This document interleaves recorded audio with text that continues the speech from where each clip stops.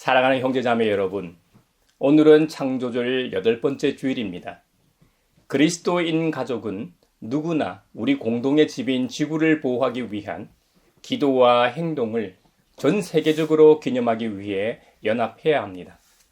이 절기는 우리가 하나님을 창조주로서 찬양하고 창조된 모든 피조 세계를 사랑하고 또한 돌보도록 우리를 협력자로 부르시는 창조주 하나님 아버지의 거룩한 부르심에 화답하는 행위입니다. 우리 가양교회와 모든 성도들은 우리가 창조 세계의 일부이며 우리의 안녕이 곧 지구의 안녕임을 깨닫고 우리 공동의 집과 이를 공유하는 모든 존재를 보호할 기회를 감사하며 기뻐합니다. 우리는 이번 창조절 시즌에 창조 세계와 더불어 희망과 행동으로 함께 기도하며 함께 기념하고 함께 지지하고 호소하기를 기대하며 예배의 자리로 나아갑시다.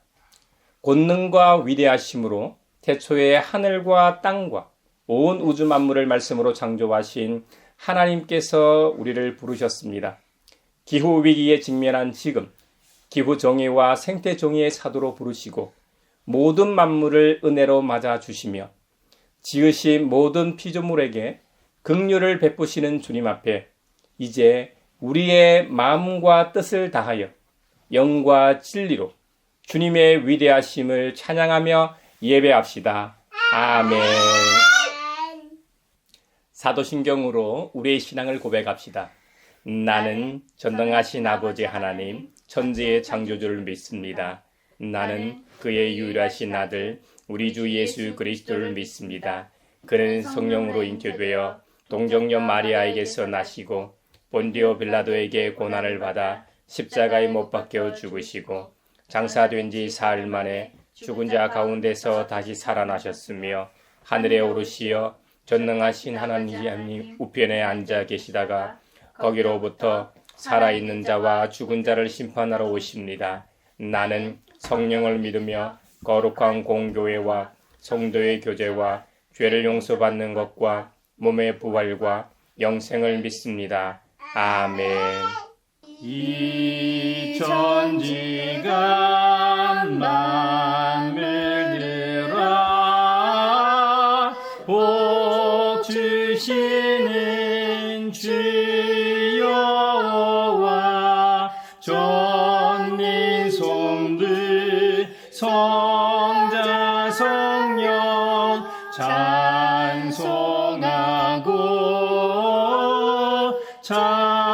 찬송하세. 아멘.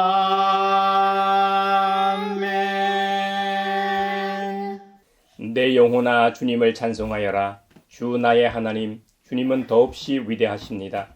권위와 위엄을 갖추셨습니다.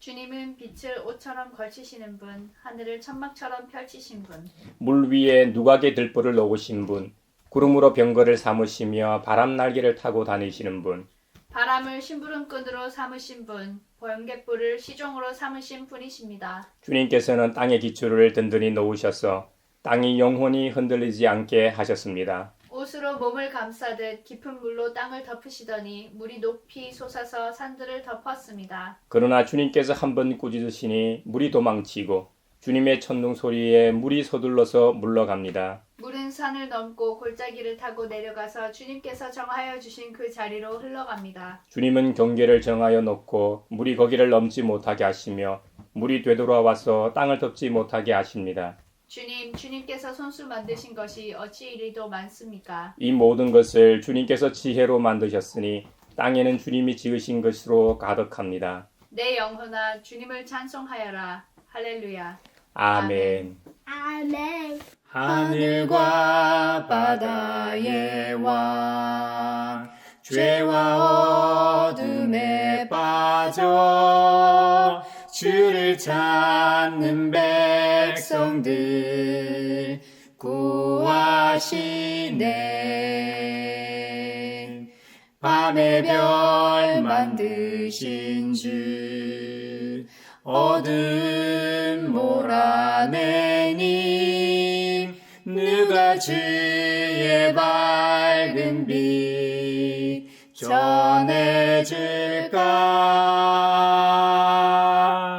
주여 나를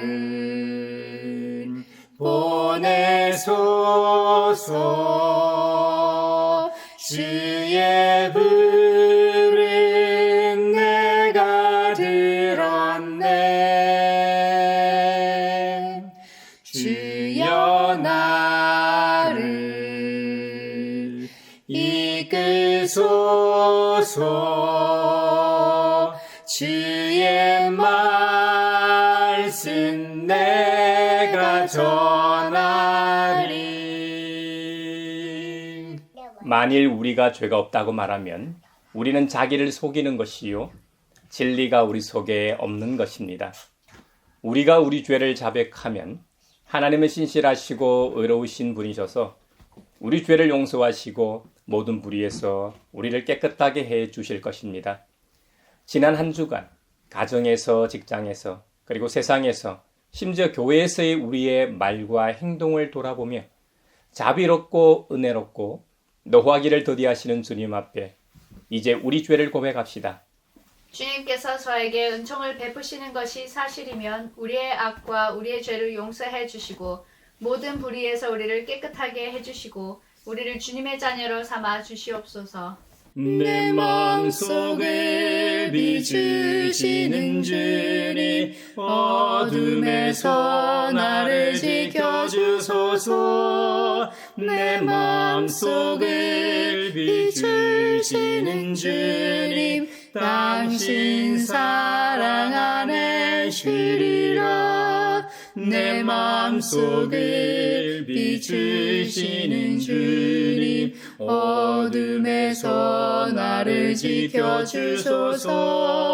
내 마음속을 비추시는 주님, 당신 사랑 안에 쉬리라.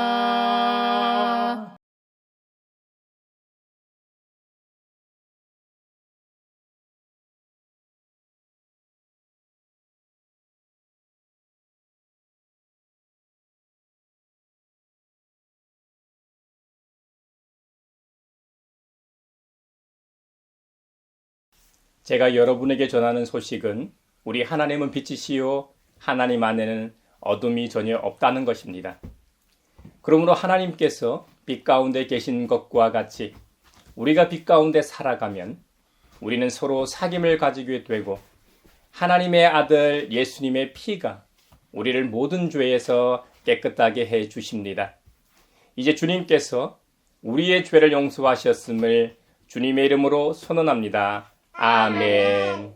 내게 오세요, 내게 오세요. 나는 좋은 메시아 중에 작은 겨자씨 쑥쑥 자라고 아주 커져서 새와 사람들 함께 하지요.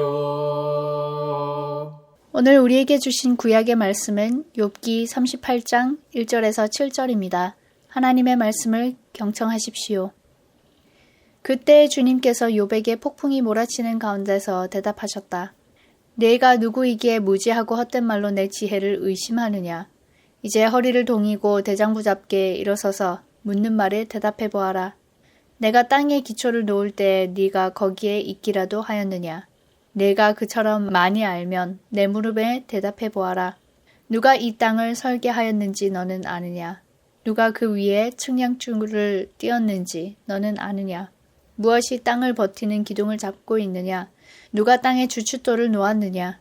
그날 새벽에 별들이 함께 노래하였고 천사들은 모두 기쁨으로 소리를 질렀다. 성령이여 우리 성경 읽을 때 그 속에서 빛을 보게 하소서. 오늘 우리에게 주신 서신의 말씀은 히브리서 5장 1절에서 10절입니다. 하나님의 말씀을 경청하십시오. 각 대제사장은 사람들 가운데서 뽑혀서 하나님과 관계되는 일에 임명받습니다. 그리하여 그 사람들을 위하여 예불과 속죄의 희생제사를 드립니다.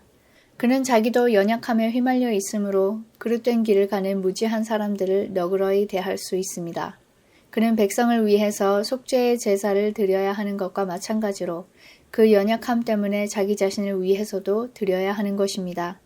누구든지 이 영예는 자기 스스로 얻는 것이 아니라 아론과 같이 하나님의 부르심을 받아서 얻는 것입니다. 이와 같이 그리스도께서도 자기 자신을 스스로 높여서 대제사장이 되는 영광을 차지하신 것이 아니라 그에게 너는 내 아들이다 오늘 내가 너를 낳았다 하고 말씀하신 분이 그렇게 하신 것입니다. 또 다른 곳에서 너는 멜기세덱의 계통을 따라 임명받은 영원한 제사장이다 하고 말씀하셨습니다. 예수께서 육신으로 세상에 계실 때에 자기를 죽음에서 구원하실 수 있는 분께 큰 부르짖음과 많은 눈물로써 기도와 탄원을 올리셨습니다. 하나님께서는 예수의 경외심을 보시어서 그 간구를 들어주셨습니다. 그는 아드님이시지만 고난을 당하심으로써 순종을 배우셨습니다. 그리고 완전하게 되신 뒤에 자기에게 순종하는 모든 사람에게 영원한 구원의 근원이 되시고 하나님에게서 멜기세덱의 계통을 따라 대제사장으로 임명을 받으셨습니다. 성령이여 우리 성경 읽을 때 그 속에서 빛을 보게 하소서. 오늘 우리에게 주신 복음의 말씀은 마가복음 10장 35절로 45절입니다. 주님의 말씀을 경청하십시오. 세베대의 아들들인 야고보와 요한이 예수께 다가와서 말하였다. 선생님, 우리가 요구하는 것은 무엇이든지 해주시기 바랍니다. 예수께서 그들에게 말씀하셨다. 너희는 내가 너희에게 무엇을 해주기를 바라느냐? 그들이 그에게 대답하였다. 선생님께서 영광을 받으실 때에 하나는 선생님의 오른쪽에 하나는 선생님의 왼쪽에 앉게 하여 주십시오. 예수께서 그들에게 말씀하셨다. 너희는 너희가 구하는 것이 무엇인지를 모르고 있다. 내가 마시는 잔을 너희가 마실 수 있고 내가 받는 세례를 너희가 받을 수 있느냐? 그들이 그에게 말하였다. 할 수 있습니다. 예수께서 그들에게 말씀하셨다. 내가 마시는 잔을 너희가 마시고 내가 받는 세례를 너희가 받을 것이다. 그러나 내 오른쪽과 내 왼쪽에 앉는 그 일은 내가 허락할 수 있는 일이 아니다. 정해놓으신 사람들에게 돌아갈 것이다. 그런데 10 제자가 이것을 듣고 야고보와 요한에게 붕괴하였다. 그래서 예수께서는 그들을 곁에 불러놓고 그들에게 말씀하셨다. 너희가 아는 대로 이방 사람들을 다스린다고 자처하는 사람들은 백성들을 마구 내리누르고 고관들은 백성들에게 세도를 부린다. 그러나 너희끼리는 그렇게 해서는 안 된다. 너희 가운데서 누구든지 위대하게 되고자 하는 사람은 너희를 섬기는 사람이 되어야 하고 너희 가운데서 누구든지 어뜸이 되고자 하는 사람은 모든 사람의 종이 되어야 한다. 인자는 섬김을 받으러 온 것이 아니라 섬기러 왔으며 많은 사람을 구원하기 위하여 치를 몸값으로 자기 목숨을 내주러 왔다. 이것은 주님의 말씀입니다. 하나님 감사합니다. 성령이여 우리 성경 읽을 때 그 속에서 빛을 보게 하소서. 사회를 위하여 기도합니다. 최근 나날이 거듭하는 영부인과 측근들의 주가 조작, 여론 조작, 국정 개입 뉴스들로 이 사회가 어지럽습니다. 검찰 출신 대통령으로 인해 정부와 검찰은 유무죄를 따지지 않고 영부인을 보호하고 있지만 선출되지 않은 사람과 뒤에서 영향력을 행사했다는 사람들의 이야기를 들으면 대한민국 사회와 민주주의의 질서가 무너지고 위태로운 지점에 서 있는 것 같습니다. 이 나라와 국민들에게 자비를 베푸셔서 부당한 권력이 물러가고 대한민국이라는 배를 운영할 수 있는 적합한 인물이 선출되므로 나라가 안정을 찾게 하소서. 무엇보다 국민들이 주권자로서 지혜로운 지도자를 뽑을 수 있는 안목이 있게 하소서. 성령의 은사를 나에게 채우사 정결한 마음 가지고 나 행케 하소서. 교회를 위하여 기도합니다. 한국 교회는 그 어느 시대보다 고난의 시간인 것 같습니다. 저출산 고령화와 제4차 산업혁명이라 일컬어지는 AI 인공지능 시대의 전환점에 서 있어 교회의 발빠른 대처가 늦어지면 교회는 다시 회복할 수 없는 상황에 놓일지도 모릅니다. 거기다 탈종교화가 갈수록 극심해지고 있습니다. 과학과 기술의 발달로 인해 비논리적인 종교가 위태로운 점도 있지만 교회가 교회로서의 역할을 못하고 있는 점이 더 크다 하겠습니다. 이런 점에서 오늘날의 교회의 위기와 고난은 교회와 성도들이 자처한 일인지도 모르겠습니다. 자비로우신 주님, 주님의 몸된 그리스도인들을 긍휼히 여기사 이 고난에서 다시 한번 일어설 수 있도록 하늘의 힘을 주시고 주님께서 말씀하신 대로 이 세상에서 살아낼 능력과 용기를 주옵소서. 그러므로 세상의 빛과 소금이 되어 더불어 살아가라고 명하신 창조의 질서를 회복하게 하소서. 성령의 은사를 나에게 채우사 정결한 마음 가지고 나 행케 하소서. 세계를 위하여 기도합니다. 북한이 러시아 우크라이나 전쟁에 특수부대를 파병했다는 영상이 매스컴에 보도되었습니다. 북한과 러시아가 혈맹을 맺고 실제로 파병까지 한 것은 전쟁의 위협이 한반도까지 이르렀다는 신호입니다. 한국의 여야가 한 목소리로 북한의 참전을 규탄했습니다. 러시아 우크라이나 전쟁이 하루빨리 끝나게 하시고 북한은 파병을 중단하게 하소서. 한반도에 드리운 긴장이 해소되고 남북한 모두 경거망동하지 않고 한반도의 항구적 평화를 위해 전쟁의 위협이 사라지게 하소서. 성령의 은사를 나에게 채우사 정결한 마음 가지고 나 행케 하소서. 사랑하는 형제자매 여러분, 환영합니다. 지난 한 주간도 다들 평안하셨는지요?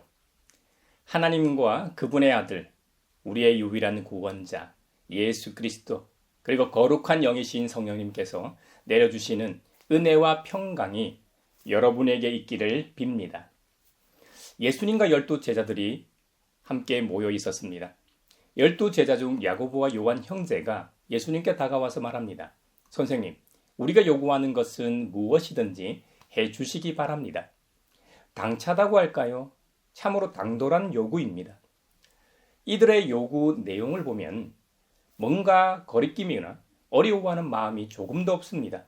오히려 다른 제자들이 볼 때 버릇없고 주제넘는 지시일 뿐만 아니라 같은 제자 입장에서는 화가 날 일입니다. 실제로 다른 10명의 제자들은 이 상황에 대해 화를 냈다고 성경은 기록하고 있습니다. 야고보와 요한 형제가 예수님께 무엇을 요구했길래 다른 제자들이 그렇게 화가 났을까요? 예수님께서는 야고보와 요한 형제의 요구에 너희는 내가 너희에게 무엇을 해주기를 바라느냐고 인자하게 말씀하십니다. 그들이 옳거니 하고 주님께 대답합니다. 선생님께서 영광을 받으실 때에 하나는 선생님의 오른쪽에 하나는 선생님의 왼쪽에 앉게 하여 주십시오라는 것이었습니다. 이들 형제가 요구하는 영광을 받으실 때라는 것은 당시 그들의 정치적 상황이 로마의 식민 지배 상태였기 때문에 로마 제국은 물러가고 예수님이 진정한 정치적 왕으로 예루살렘에서 등극하실 때 왕의 최측근으로서 좌우 이 자리를 달라는 것이죠.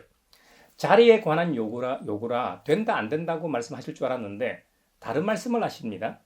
너희는 너희가 구하는 것이 무엇인지를 모르고 있다. 내가 마시는 잔을 너희가 마실 수 있고 내가 받는 세례를 너희가 받을 수 있느냐라고 되물으십니다. 제자들의 요구는 정치적으로 성공하여 한 자리씩 하기를 원하는 반면 예수님께서는 고난의 길, 십자가의 길을 말씀하고 있습니다. 바로 희생을 말씀합니다. 더 직설적으로 죽음을 말합니다. 구원자인 내가 죽어야 너희가 산다는 말씀 말입니다. 예수님의 사명과 참된 길이 무엇인지도 모르고 야고보와 요한 형제가 대답합니다. 네, 물론입니다. 할 수 있습니다. 왜 못하겠습니까? 그랬더니 예수님께서 이렇게 말씀하십니다. 생각해보니 너희가 과연 내가 마시는 잔을 마시고 내가 받을 세례를 너희가 받을 것이다. 그러나 너희가 지금 요구하는 내 오른쪽과 왼쪽에 앉는 그 일은, 그 영광의 자리를 주는 것은 내가 허락할 수 있는 일이 아니다. 그것과 관련해서는 그 자리에 합당한 사람들에게 돌아갈 것이다 라고 예수님은 말씀하셨습니다. 사실 주님께서 마시는 잔과 받는 세례는 유일한 구원자로서 그리스도의 고난을 가리킵니다. 예수님의 제자들이 앞으로 당할 고난과는 사실 본질적으로 다른 것이죠. 예수님께서 마시는 잔과 받는 세례는 하나님의 공의를 만족시키는 것입니다. 주님의 백성들을 구원하시는 잔이요 세례입니다. 그러나 제자들이 당할 고난은 그리스도의 남은 고난을 짊어지는 제자로서의 고난입니다. 그런 의미에서 오늘날 우리가 지는 고난 역시 2000년 전 제자들이 짊어졌던 고난과 유사하다 하겠습니다. 주님의 고난과 다르게 주님을 따르는 자로서 당하는 고난인 것이죠. 여러분, 야고보와 요한 형제는 지금 자리 청탁을 주님께 하고 있습니다. 요즘 말로 하면 인사청탁이죠. 우리 사회에서도 정치 진영의 양쪽에서 인사청탁 관련하여 항상 시끄럽습니다. 어느 쪽이 힘을 잡고 있느냐, 어느 쪽이 공격수냐에 따라 언론을 이용하고 힘있는 공권력을 동원하는 정도의 차이는 있지만 예나 지금이나 한자리 하고 싶은 인간의 욕구는 똑같은가 봅니다. 이 말씀을 옆에서 지켜보고 있던 다른 제자들 입장은 어떻겠습니까? 만약 여러분이 다른 제자들이라면 어떻게 하시겠습니까? 그럴 수도 있지. 우리는 절대적으로 예수님을 믿어 하고 관대하게 행동하시겠습니까? 아니면 2000년 전 그 자리에 있었던 다른 제자들처럼 예수님께 인사청탁을 하는 장면을 보고 격분하시겠습니까? 대부분은 다른 제자들처럼 행동했을 겁니다. 예수님께서 야고보와 요한 형제의 요구를 들어주시든 아니 들어주시든 그것과 상관없이 불공정하기 때문이죠. 사실 우리 인간이라는 존재가 합리적이고 이성적인 것 같아도 질투의 화신 아닙니까? 아무리 공정하게 자리가 정해지고 일처리가 된다고 해도 부러워하는 것이 본성입니다. 이번에 한강이라는 소설가가 노벨 문학상을 수상했습니다. 전 세계 대부분의 관계자 및 언론, 베팅 업체가 예측하지 못한 수상이었습니다. 오죽했으면 수상자를 배출한 우리나라에서도 그랬을까요? 예전에 고은 시인이 노벨 문학상 후보로 거론될 때 취재진들이 고은 시인 집에 진을 치고 있지 않았습니까? 그런데 정작 실제 수상자를 배출한 이번에는 어땠습니까? 또 삐뚤어진 자아상을 가진 한 작가는 한강의 작품이 역사 왜곡이라는 말로 폄하하기도 했습니다. 노벨상을 준 선정위원들도 비판하며 노벨상의 권위가 실추됐다고 맹비난했죠. 삐뚤어진 사회에서 뿐만 아니라 목회자 중에도 한강의 작품은 좌익 사상에 물든 작품이라고 말하는 목회자도 있기도 했습니다. 이렇게 말한 목회자는 도리어 한강을 비판한 그 작가를 양심이 있는 아주 훌륭한 작가라고 치켜 세웠습니다. 이거 그냥 웃고 넘겨야 할지 참으로 난감합니다. 이 일은 김대중 전 대통령이 노벨 평화상을 수상했을 때도 있었던 반응이라 그리 놀랍지도 않습니다. 아무리 미운 형제라도 축하할 일은 함께 축하하는 것이 이 사회의 구성원으로서 함께 살아가는 도리가 아닐까요? 한강이라는 작가의 배경이나 그의 관점과 스토리가 특별한 점도 있을 겁니다. 하지만 그동안 한국 작품이 세계의 주목을 받지 못한 데는 번역 문제가 가장 컸습니다. 그런데 한강 이 작가의 작품은 영국 출신의 데보라 스미스라는 걸출한 번역가 덕도 한몫했음을 부인할 수 없습니다. 사실상 한강 노벨 문학상의 1등 공신은 데보라 스미스였다고 해도 과언이 아닙니다. 한강 작가도 처음으로 세계적 주목을 받는 자리 2016년 영국 부커스상을 수상할 때 맨 처음 감사의 말과 함께 번역가 데보라 스미스의 공을 인정했죠. 한강의 노벨 문학상 수상 소식이 전해지자 제가 아는 번역가는 한강의 노벨 문학상 수상을 축하하면서도 번역가로서 데보라 스미스를 부러워하는 마음이 들었다고 했습니다. 자신에게도 한강의 작품과 같은 소설을 번역할 기회가 주어지지 않은 것에 대한 아쉬움과 부러움이죠. 최근 이 사회의 가장 큰 이슈인 노벨 문학상 수상과 관련해서 비유를 들었습니다만 이 사회의 모든 분야에서 우리는 태생적으로 부러워하고 질투하게 돼 있다는 말입니다. 그런데 말입니다. 12제자는 예수님으로부터 직접 각각 제자로 부르심을 받았습니다. 그런데 12명 중 누군가가 그것도 내가 보는 앞에서 당당하게 한 자리를 요구한다고 한번 생각해 보십시오. 그때 기분이 어떻겠습니까? 화도 나고 도저히 용납할 수 있는 상황이 아니죠. 그런데 야고보와 요한 형제는 그것을 요구했습니다. 다른 제자들은 우리처럼 똑같은 반응을 보였습니다. 또 다른 한편으로는 여러분이 만약 야고보와 요한 형제였다면 어땠을까요? 우리나라 정서상 남들이 보는 데서 대놓고 한 자리 요구하지는 않았겠죠. 하지만 타인의 시선을 많이 신경 쓰는 우리나라 사람들은 뒷자리에서 이런 일을 많이 꾸미죠. 극소수는 호기롭게 다른 제자들이 보는 앞에서 당당하게 요구할 수도 있겠지만 대부분의 한국 사람들은 뒤에서 요구하거나 말도 못하면서 속으로 아니면 자기네들끼리 뒤에서 욕하겠죠. 예수님께 한 자리를 요구하는 야고보와 요한 형제와 다른 제자들을 통해 인간의 근원적인 욕구와 욕망을 살펴보았습니다. 이런 것들은 죄의 속성입니다. 믿음의 눈으로 볼 때 예수님과 함께 있는 것이 가장 큰 상입니다. 가장 좋은 것입니다. 그 이상 다른 무엇이 왜 필요하겠습니까? 그리스도인이 추구해야 하는 것은 오직 예수님이십니다. 그래서 사도 바울도 그리스도 예수 안에서 하나님께서 위로부터 부르신 그 부르심의 상을 받으려고 목표점을 바라보고 달려가고 있다고 했습니다. 새번역 성경에서는 목표점이라고 번역했지만 이전 성경인 개역 개정판에서는 표대라고 번역했습니다. 표대를 향하여 우리가 해외로 단체 관광을 갈 때나 관광 상품을 이용할 때 항상 우리 앞서 가는 것이 바로 팻말입니다. 그래야 관광하는 동안 어려움을 겪지 않기 때문이죠. 낯선 곳에서 팻말을 잃어버리게 되면 그 나라 말도 못하는 경우 난감하고 많은 어려움을 겪게 됩니다. 관광의 목적대로 몸은 피곤하지만 관광 상품 내용대로 잘 즐길 수 있는 것이 바로 팻말을 잘 따라다녔기 때문일 겁니다. 그 팻말이 성경에서 말하는 표대요 목표점입니다. 번역상 다른 단어를 사용했습니다만 여러분에게 와닿는 용어로 적용하십시오.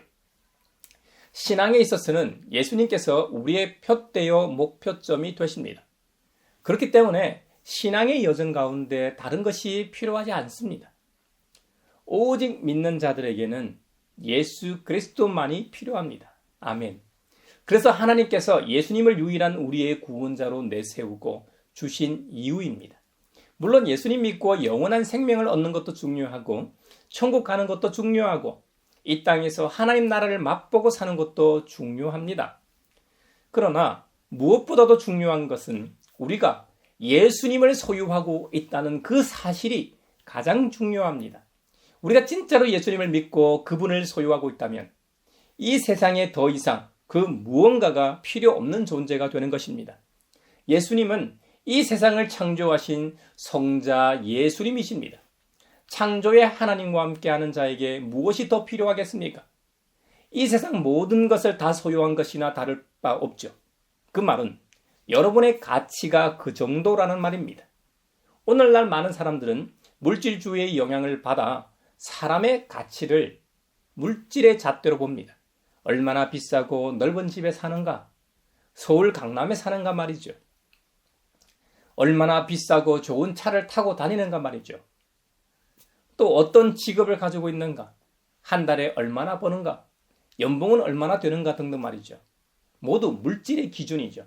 그런데 그런 건 중요하지 않습니다. 물론 앞서 말한 물질들이 이 세상을 살아가면서 없어도 된다 이 말이 아닙니다. 없어서는 안 되죠. 많으면 생활하고 살아가기 편하죠. 다른 사람들로부터 대접도 받고 말이죠. 우리 믿음의 사람들은 물질로부터 자유하여 그런 걸 소유하지 말자는 게 아닙니다. 세상 사람들은 그런 것들을 가장 귀한 것으로 여기지만 우리는 그들과는 좀 다른 가치관을 가지고 있다는 말씀을 드리는 겁니다. 혹 우리가 그들만큼 물질을 소유한다고 해도 그것이 우리 가치 측도가 아니라는 말입니다. 우리에게는 예수 그리스도, 날 위해 십자가에서 죽으시고 부활하심, 주님이 가장 가치 있고 중요하다는 것을 잊지 말자는 겁니다.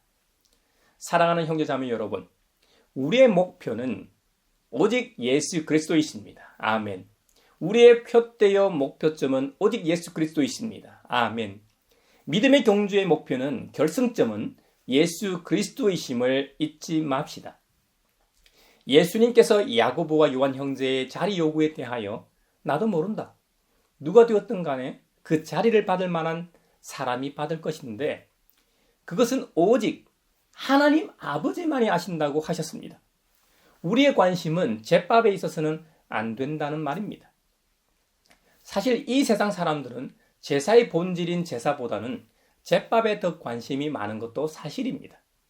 그래서 이 세상의 전부였던 예수님과 함께하는 은혜와 큰 광영을 누렸음에도 불구하고 그것에 만족하지 못하고 또 다른 자리를 요구하는 어리석은 짓은 하지 말아야 하겠습니다. 여러분, 우리가 왜 매주일마다 예배를 드립니까? 예배를 통해 뭔가 복을 받기 위해서입니까? 또 다른 은혜를 받기 위해서입니까? 아닙니다. 예배는 복을 기원하고 복을 받는 자리가 아닙니다. 내가 바라고 소원하는 제목을 들고 나와 간구하고 요청하는 자리가 아닙니다. 예배는 감사의 자리입니다. 하나님을 하나님으로 인정하지 않고 떠난 우리에게 직접 찾아오셔서 우리의 죄값을 십자가에서 대신 치르시고 구원하여 주신 은혜에 감격하여 감사를 표하며 찬양하며 하나님의 하신 일들을 고백하는 자리가 바로 예배의 자리입니다. 하나님을 하나님으로 인정하는 자리입니다. 그래서 예배에 은혜가 있는 것입니다. 그래서 예배에 감격이 있고 기쁨이 있는 것입니다. 할렐루야. 본질적으로 그리스도인들에게는 예수님만 있으면 됩니다. 다른 그 무엇이 필요하겠습니까?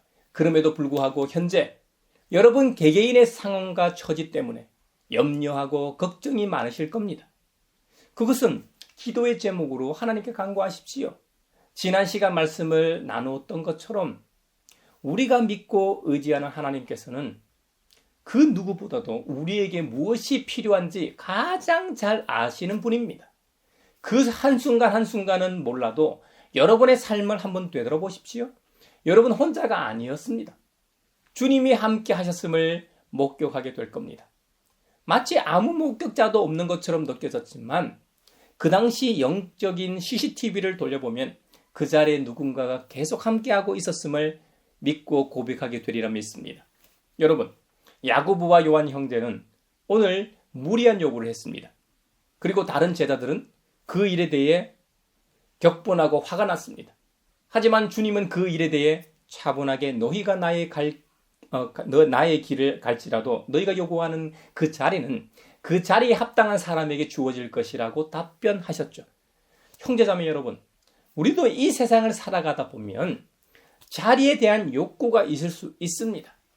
또 분에 넘치는 일을 할 때도 있고 그런 욕망이 우리에게 속삭일 수도 있습니다. 그때 오늘 주님의 말씀을 기억하십시오. 그 자리가 하나님께서 내게 준비하신 자리인지 아닌지 말입니다. 그러면 명료해집니다. 예수님께서는 자리를 요구하는 제자들에게 섬김에 대해서 강조하십니다. 앞서 자기를 부인하고 자기 십자가를 지고 나아가는 자만이 주님의 참 제자가 될 수 있다고 하셨습니다. 그래야만 하나님의 나라가 그들의 것이 된다고 하신 것이죠. 또 어린아이와 같이 순수해야 하나님 나라에 적합하다고 말씀하셨습니다. 이런 설명을 마가복음 15장 전반부에서 앞서 하나님 나라에 대해서 가르쳤는데도 불구하고 자리나 요구하는 이 제자들에게 이번에는 하나님 나라의 원칙인 섬김의 도리를 말씀하십니다.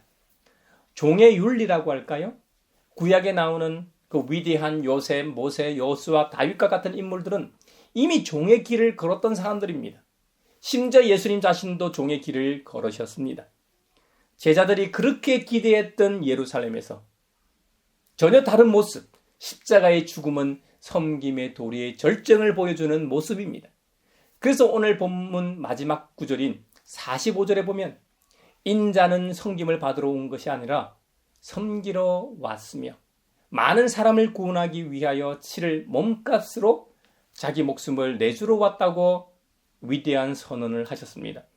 예수님께서 이 땅에 오신 목적은 자기 목숨을 많은 사람의 대속물로 주시는 것이었습니다. 이는 섬김의 표현입니다. 고대에서 전쟁 중에 사로잡힌 포로나 노예를 값을 지불하고 속전하는 것과 같은 것입니다. 우리는 사단에게 사로잡혀 있던 영적 노예였습니다. 이 노예는 예수님의 십자가의 이 죽음과 부활이 아니면 절대로 속전할 수 없는 것이기 때문에 대속물로 이 땅에 오셨던 것입니다. 그래서 성경에서 사망에서 생명으로 옮겼다고 말했던 것입니다. 이 얼마나 위대한 선언입니까? 예수님의 3년간의 공생애에는 특히 섬김의 시간이었습니다. 이것은 믿는 사람이라면 그 누구도 부인할 수 없는 일이죠. 예수님께서 지상에서 행하셨던 모든 섬김의 결정체가 바로 십자가의 죽음입니다.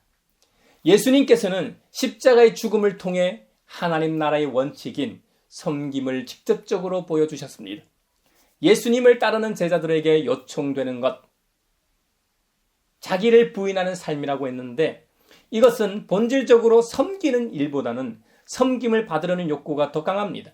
그런데 우리가 그 욕구를 이기고 섬김을 받는 일보다 섬기는 일을 더 좋아하고 그것을 특기로 한다면 우리야말로 진짜 하나님 나라에 어울리는 존재가 될 겁니다. 사랑하는 형제자매 여러분, 우리 모두가 주님처럼 섬김을 받으러 교회에 오고 세상에서 섬김을 받는 존재보다는 먼저 섬기는 사람이 되도록 합시다. 그러면 섬김을 통해 많은 사람을 구원하신 예수님처럼 우리의 섬김을 통해 하나님을 인정하고 하나님께로 돌아오는 잃어버린 사람들이 많아질 겁니다. 이 일이 우리 하나님께서 가장 기뻐하시는 일임을 깨달아 우리 모두가 이번 한 주간도 섬김의 도리를 체험할 수 있기를 주님의 이름으로 축원합니다.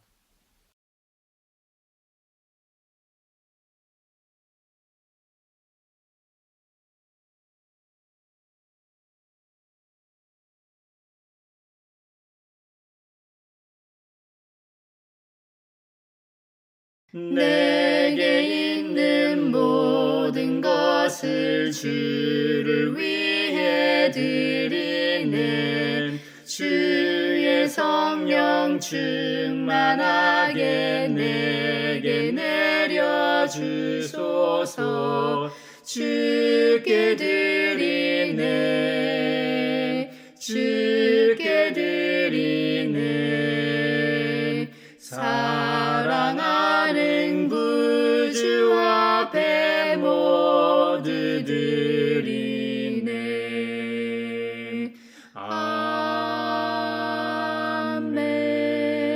아멘. 여기에 모인 우리는 우리의 믿음의 역사와 사랑의 수고와 우리 구주 예수 그리스도에 대한 소망의 인내를 여기 연보에 담아 올려드립니다.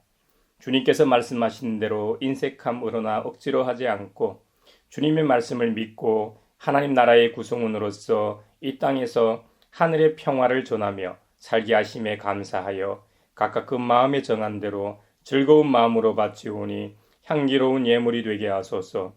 은혜의 주님, 우리의 정성을 어여삐 여기시어 주님께서 베푸신 은혜에 비하면 보잘것없지만 말씀하신 대로 미리 구별하여 드리오니 기쁘게 받으시옵소서.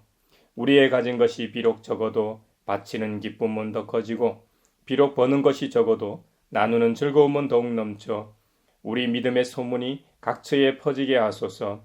우리 주님 예수 그리스도의 이름으로 감사하며 기도하옵나이다. 아멘. 그 선한 힘에 고요히 감사하여 그 놀라운 평화를 누리며 나 그대들과 함께 걸어가네. 나 그대들과 한 해를 여네. 주께서 밝히신 작은 촛불이 어둠을 헤치고 타오르네. 그 빛에 우리 모두 하나 되어 온누리에 비추게 하소서. 그 선한 힘이 우릴 감싸시니 믿음으로 일어나길 기대하네. 주 언제나 우리와 함께 계셔 하루 또 하루가 늘 새로워. 이제 서로 평화의 인사를 나누겠습니다. 주님의 평화를 빕니다. 주님의 평화를 빈다 얘들아. 주님의 평화가 여러분과 함께 하시길 바랍니다. 이제 축도하겠습니다. 생명의 근원이시며 우주 만물을 생성하신 창조주 하나님께서 여러분에게 복의 복을 내려주셔서 언제 어디서나 여러분을 지키시기를 원하며 주님께서 그분의 인자한 얼굴을 여러분에게 비추사 여러분의 가정과 함께 하시길 원하며 필요에 따라 물질과 건강과 은혜 베푸시기를 원하며 주님의 몸된 하나의 거룩하고 보편적인 사도적인 모든 교회와 한반도 평화 통일과 세계 곳곳에서 벌어지고 있는 전쟁과 다툼이 종식되어 샬롬의 은혜가 있길 원하며 지구촌에서 벌어지고 있는 기후 위기로 인한 자연재해와 인간의 욕망으로 인한 폭력, 테러, 온갖 차별로 인해 고통받고 있는 모든 사람들과 창조 세계가 빨리 일상으로 돌아가길 원하며 지금 이 시간에도 하나님 나라와 예수 그리스도 복음 전파를 위해 애쓰며 수고하고 있는 모든 선교사들과 함께 하시길 원하며 오늘 말씀처럼 섬김이 하나님 나라의 원칙임을 깨달아 알아 세상에서 섬기며 살고자 하는 사람들 위에 평강 주시기를 성부와 성자와 성령의 이름으로 축원하옵나이다. 아멘.